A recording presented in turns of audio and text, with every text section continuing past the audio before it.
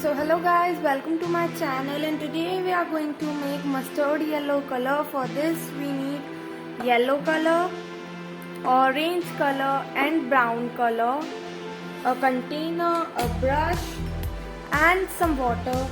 So let's get started. So for this we'll need 3 parts of yellow color,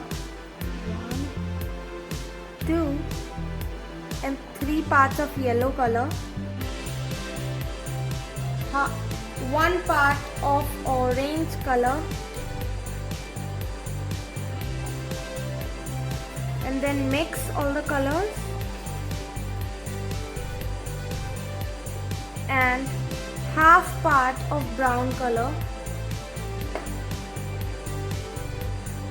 and then mix all the colors nicely and very well. And here is our mustard yellow color ready. Let me show you by applying it on the paper. So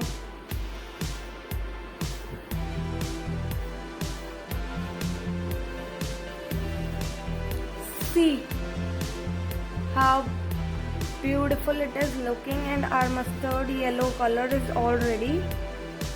So if you like watching the color mixing videos, please like, share and subscribe to my channel.